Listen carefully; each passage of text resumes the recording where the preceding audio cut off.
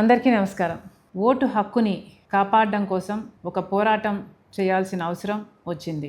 భారతదేశ రాజ్యాంగం మనందరికీ ఓటు హక్కునిచ్చింది, మన నాయకుల్ని మనమే ఎన్నుకోవడానికి. ఆ ఓటు హక్కుని కాపాడాల్సిన బాధ్యత ఎలక్షన్ కమిషన్ ఆఫ్ ఇండియాకి ఉంది. ఎన్నికలు స్వేచ్ఛగా నిష్పక్షపాతంగా నిర్వహించాల్సిన బాధ్యత ఉంది. కానీ ఎలక్షన్ కమిషన్ ఆఫ్ ఇండియా ఈరోజు బీజేపీ మోడీ గారి చేతిలో బందీ అయ్యింది.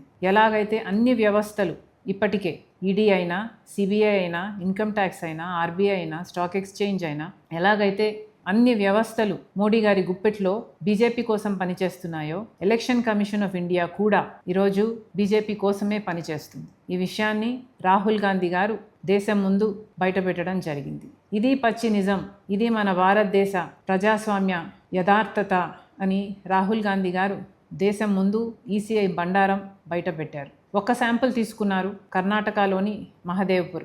దాంట్లోనే 1,00,000 దొంగ ఓట్లని నమోదు చేశారు.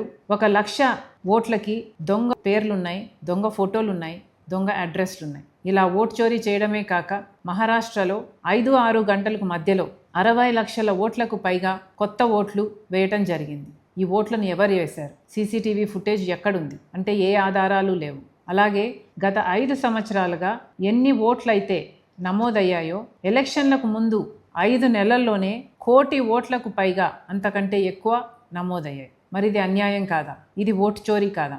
ఎలక్షన్ కమిషన్ వాళ్ళ బీజేపీకి వ్యతిరేకంగా ఉన్న ఓట్లని తొలగించడం అయితేనేమి, లేక దొంగ ఓట్లు బీజేపీకి అనుకూలంగా వేసేవారి పేర్లను చేర్చడం అయితేనేమి, ఇలా ఓటు చోరీకి పాల్పడుతుంది ఎలక్షన్ కమిషన్ ఆఫ్ ఇండియా. ఈరోజు ఎలక్షన్ కమిషన్ ఆఫ్ ఇండియా కూడా బీజేపీ ఎలక్షన్ ఏజెంట్గా పనిచేస్తుంది. వీటి మీద పోరాటం చేయాల్సిన అవసరం ఉంది.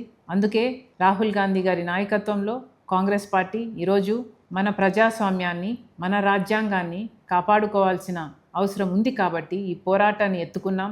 దీనికి మీ మద్దతు కూడా కావాలి, మీ సంతకం కూడా కావాలి. మాతో కలిసి పోరాటం చేయాలని, మన ప్రజాస్వామ్యాన్ని, మన రాజ్యాంగాన్ని కాపాడుకోవాలని మనస్ఫూర్తిగా ప్రార్థిస్తున్నాం.